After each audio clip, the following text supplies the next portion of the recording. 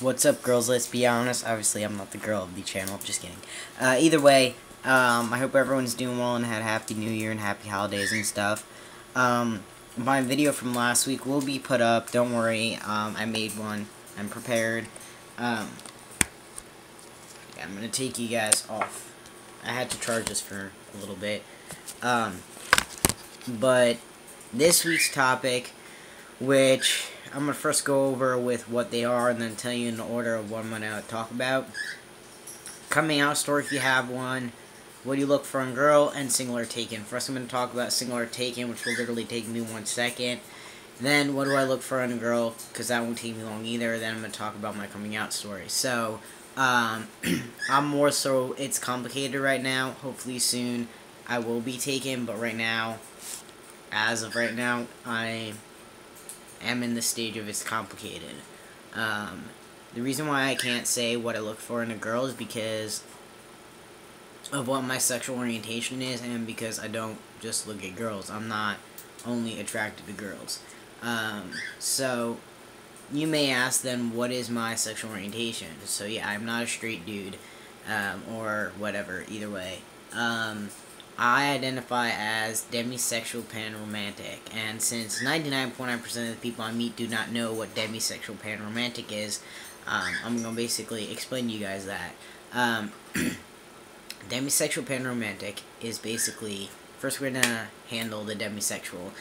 There's sexual, demisexual, and asexual. Sexual is obviously sexual. Demisexual basically means that you can't have any sexual, like, anything sexually happen with a person unless you develop feelings for a person. So it's not just like, oh yeah, you know, there's no sex or no sexual anything at all. And then asexual is basically considered the lack of sexual, I guess you can say, but it's not really. That's a whole other subject that we're not going to tackle.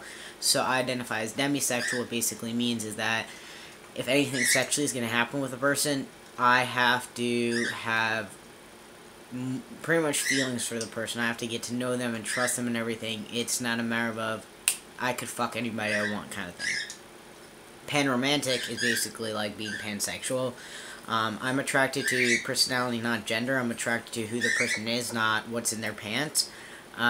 So that's pretty much why I can say, what do I look for in a girl? I look more for personality and attributes and just like stuff that just happens. I don't look for physicalities, basically.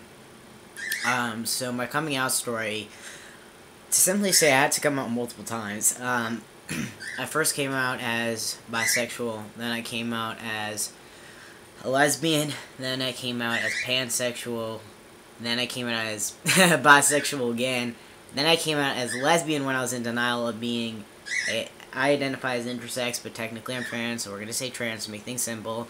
And then I identified yet again as pansexual. And then eventually when I was on testosterone, I was like, I'm tired of mislabeling myself. I don't like labels in general, but if I have to label myself, what do I have to put on me? And I did like true amounts of research of what sexualities are out there, and that's where I got to demisexual panromantic. So coming out as my sexuality was a lot, not easier, but not as hard as coming out of me being trans. So, I mean, it's kind of hard since I had to come out multiple times. I mean, I'll simply give you the very short version of that. When I came out to my mother, she was very accepting. She's still very accepting of my sexuality, so that was good. My sisters at first were not very accepting, but they became accepting. My dad does not know I'm not out to him about anything, and I don't intend to. He kind of knows I'm trans, but that's a whole nother story. I was told when I first came out to people who I considered my friends at that time, they're like, no. You of all people, no, you're straight. Thank you for putting stereotypes on me. So, that's what happened there. There's not really much I can talk about that. I definitely have struggled with what am I, and then I started to realize that these are just labels. It's just society wanting to stick a label on you instead of a soup can, and inanimate objects. Labels are not for humans. Labels are for inanimate objects. But coming out as trans was probably the greatest hurdle I had to go through, because I grew up as a Jewish Orthodox person, and I live in a Jewish Orthodox household still, which is my parents' household, and it's not easy living in a house where you became less religious, because I am still Jewish, don't worry about that, but I'm not Orthodox, so that's one factor, and people don't realize coming out can be also about religion and about many other stuff as well. It doesn't always have to do about your sexuality or gender identity, but when I realized of who I truthfully was, it was really hard, because living in the atmosphere I did, it was a very closed off, didn't know what anything was, and until I started realizing that I wasn't straight, was where I started realizing maybe I'm not a girl, and that's where the journey started and begun for me to research about it. And pretty much most of my college years, not years, it was like a semester and a half I was there, but most of my college time I was spending being depressed, because I realized I was in denial about who I truthfully was. So that was definitely really rough. And then when I dropped out of college, and after my birthday, I would probably say around late March is when I like kind of truthfully came out to the world. So it's been about 2 some odd years. I mean, I don't know. I mean, that's kind of like a days in my mind, but it definitely was something really hard for me. I mean, I eventually came out to my mom and my family, and that was probably one of my biggest hurdles, because there's a lot of things I could have lost that I thankfully haven't, and I definitely am proud of what I've done. And like, to add on, me taking testosterone and being on testosterone for almost 15 months now, that takes a lot of guts in my situation. It's not an easy thing to come from the background that I have and just decide and realize that taking testosterone is a matter of life or death for me. I'm going to take the chance of living and do this, and you know, screw if my family wants to disown me, screw what happens, I need to do this in order for me to live.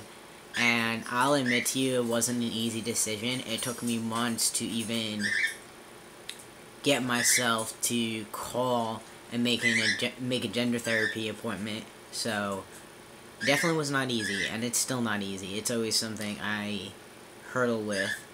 Religion and being transgender is always a rough thing. But thankfully things have gotten a lot better than I thought. But I definitely will have to say, coming from where I do, it takes a lot of balls to do what I did.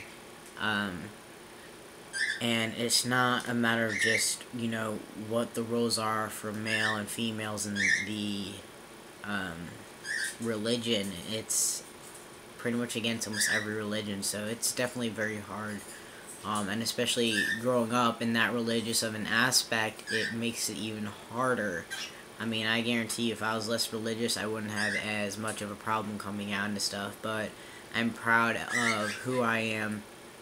I'm proud of what makes me me, and I'm proud of who I am, so, you know, whatever label you want to call me, whatever you want to put on it, I'm proud that I've done what I've done for myself and got to where I have for myself, so I hope everyone's doing well and has a good weekend, and I will see you guys next week.